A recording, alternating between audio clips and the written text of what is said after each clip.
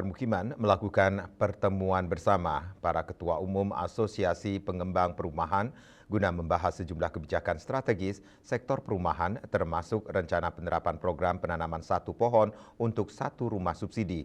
Dalam pembahasan tersebut juga menindaklanjuti arahan Presiden Prabowo Subianto terkait tenor cicilan rumah subsidi hingga 40 tahun.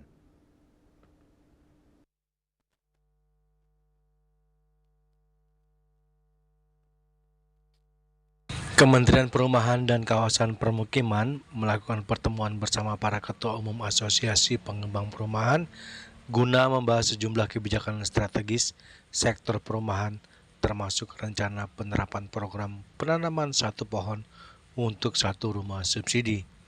Dalam pembahasan tersebut juga menindaklanjuti arahan Presiden Prabowo Subianto terkait tenor cicilan rumah subsidi hingga 40 tahun.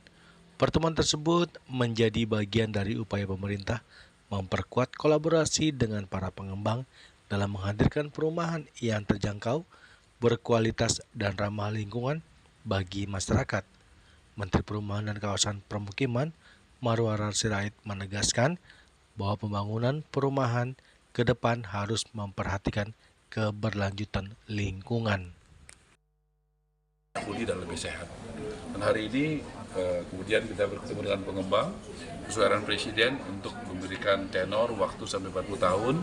Ya, tadi dengan Tapera dan Ketua Umum, tadi ada Ketua Umum REI, ada Ketua Umum Pernas Jaya, Perumnas, Ketua Umum Impera, ya ada 4 Ketua Umum hari ini karena satu sedang mau acara Munasnya di Bali ya. Besok pagi saya akan ke NTB, terus Rabu saya ada di Bali.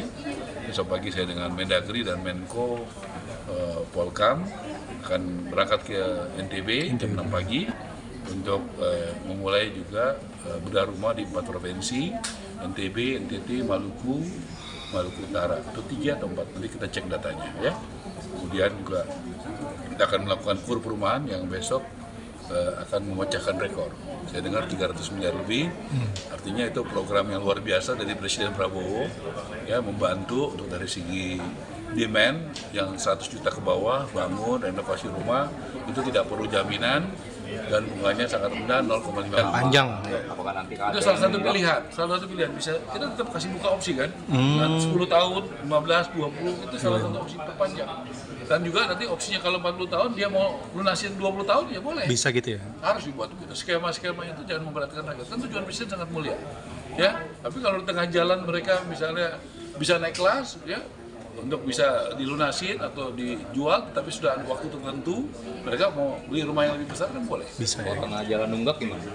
Ya itu ada aturan-aturannya. Itu kita juga harus menghormati. Kan bank juga harus juga menjaga NPL-nya, macetnya ya. Tentu ada aturan-aturannya, makanya tentu kan ada tim survei untuk mengecek. Karena kita juga memberikan bukan hanya yang punya gaji, seperti pegawai negeri, TNI, Polri, ya yang punya gaji itu menurut saya relatif secara risiko. Selain membahas isu lingkungan, pertemuan tersebut juga membahas tindak lanjut arahan Presiden terkait skema cicilan rumah subsidi hingga 40 tahun guna memperluas akses masyarakat terhadap hunian layak dan terjangkau.